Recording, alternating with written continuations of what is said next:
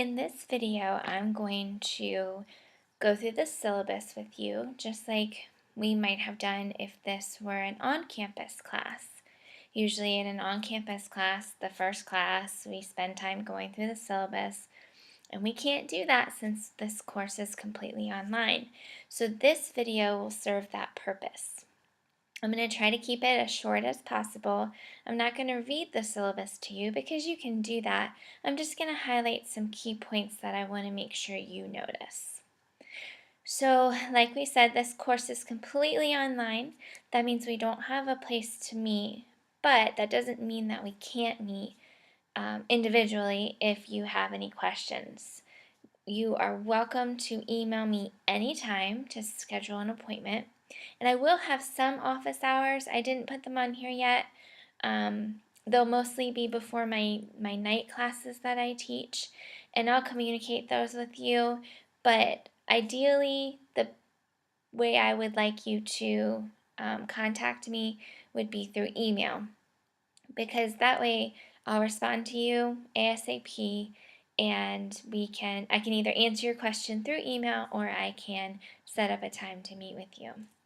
Please don't call my office phone. I put it on there just so you have it, but I'm not always in my office, and it'll just be a longer turnaround time for you to get an answer, whereas I always have my email with me on my cell phone.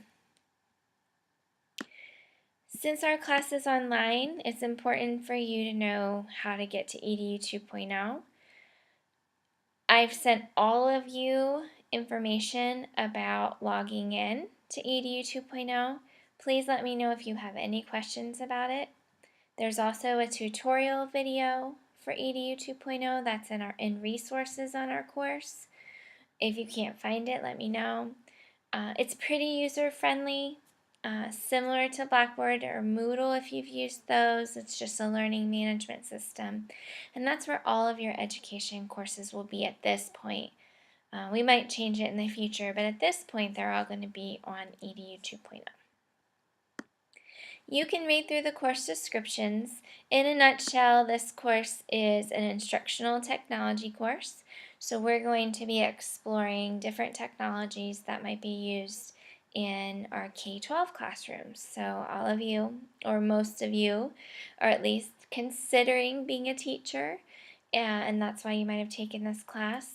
So we will use the knowledge you have already and the knowledge you gained through the course to play around with different technology that you might use as a teacher.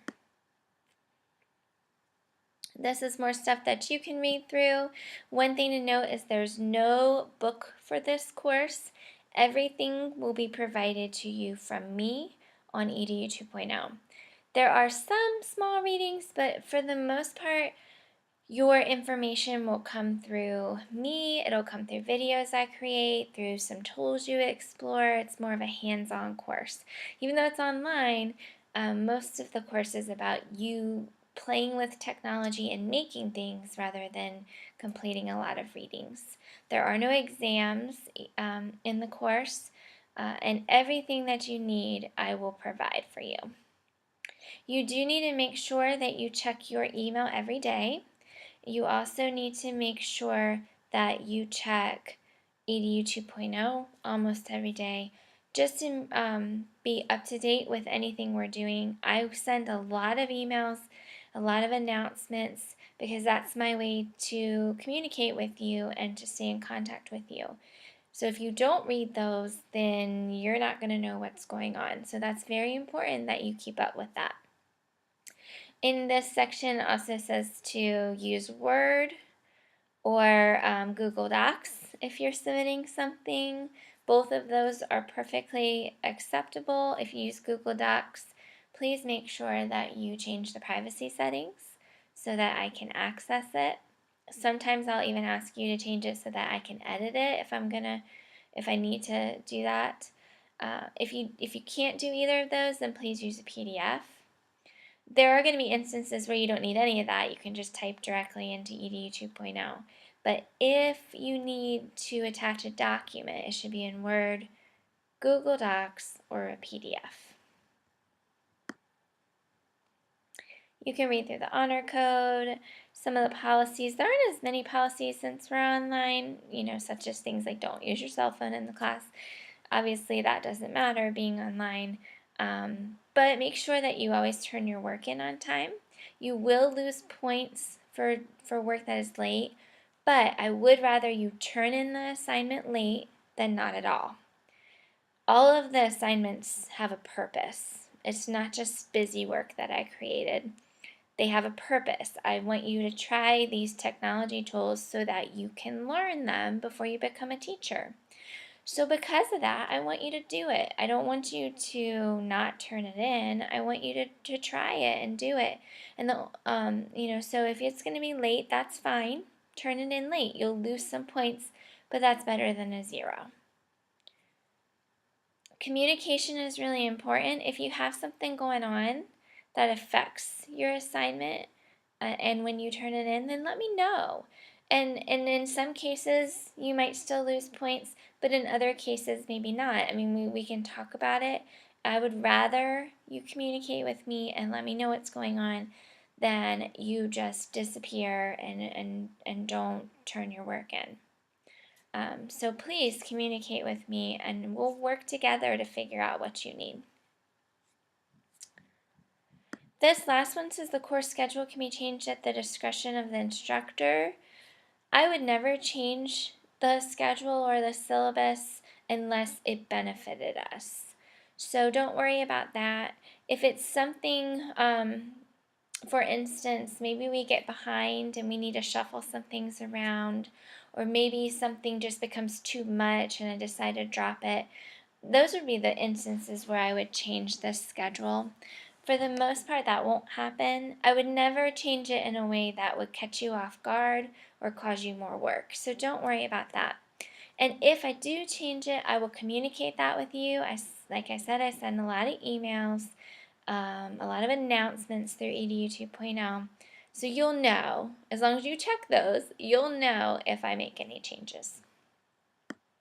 Something to note with the grading scale, there is a difference. I think you might have seen by now that our class, I always call it EDUC110510.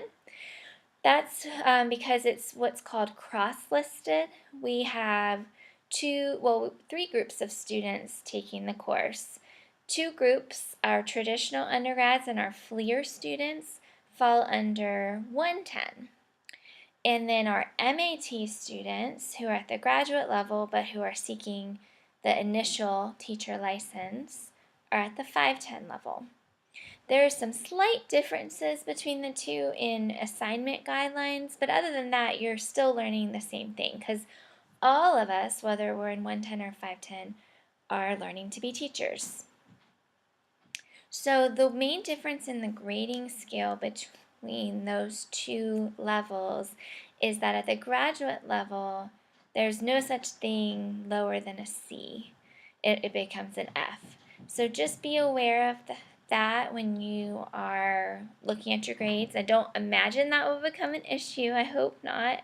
But, as long as you keep it above a C, then it doesn't matter for anyone. But just know that if you have missing assignments or you do poorly on something and EDU 2.0 is showing lower than a C and you're a graduate student, then that means you really have an F at that point.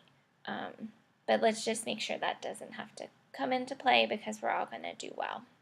If you're undergraduate, you can get a D, but just know I'd rather you not do that either. Getting into the assignments, there are a couple different groupings of assignments. The majority of your grade will come from the technology projects that we do, 65% of the grade, and you'll see they're kind of broken up right here. All of the information about those projects will come throughout the semester. So every week I'll send an email that introduces what we're doing that week. I'll give you lots of information. Many times there'll be videos attached to it that I've created of me explaining something or me modeling something. And then you'll work on it, and it'll always be due on Sunday. And I did that because since we're online, it kind of works to let you have all week. But also, I know that some of us in the class work during the day, or maybe even work at night. And I just felt like a Sunday night due date would benefit everyone. And if Sunday nights are not good for you, then you can turn it in Saturday, or turn it in when it works for you. But you'll have all week to work. So that being said, I'd rather you not work ahead because you need to wait for me to introduce the assignment.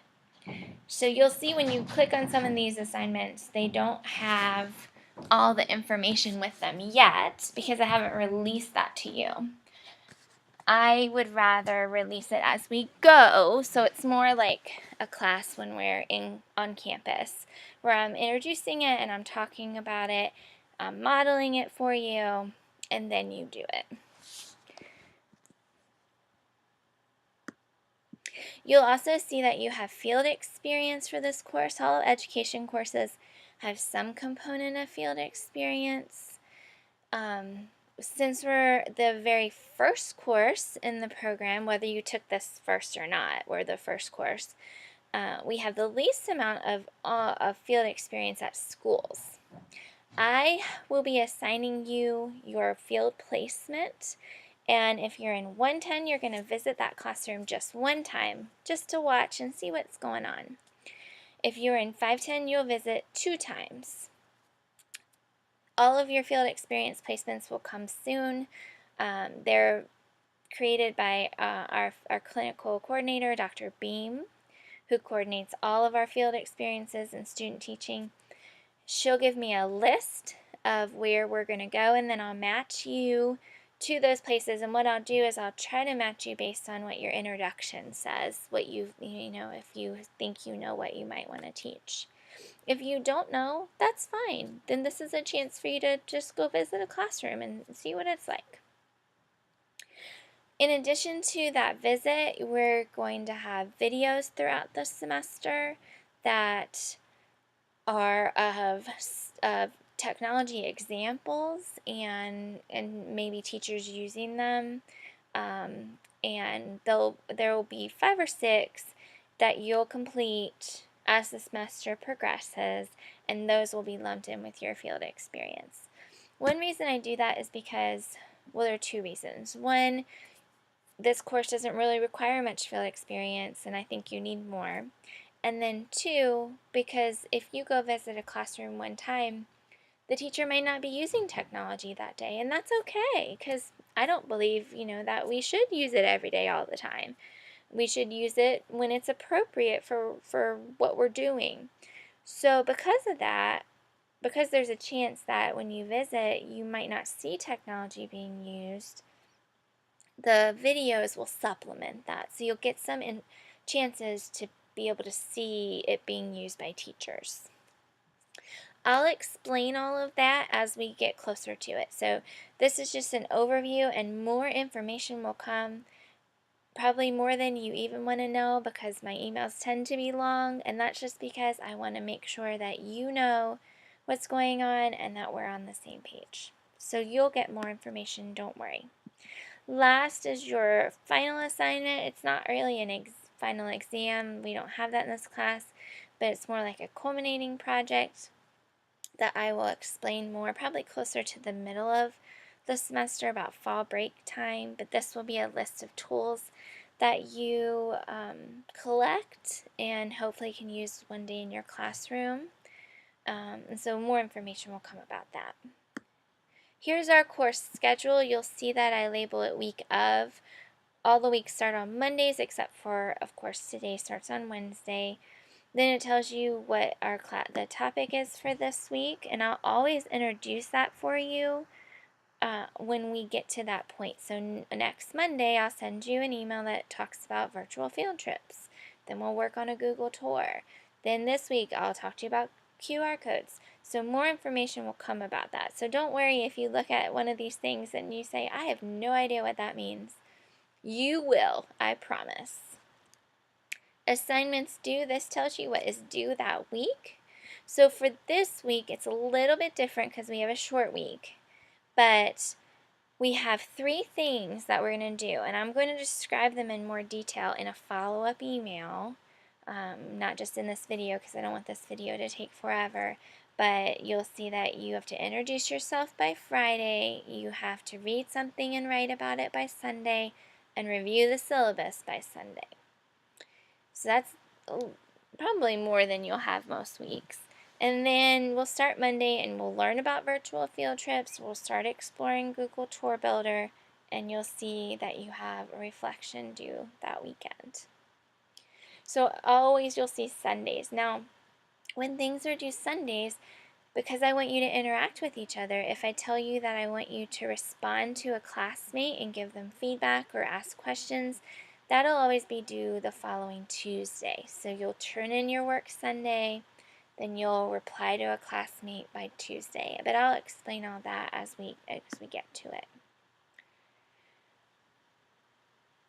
Fall break creates a little bit of an issue because of how it falls.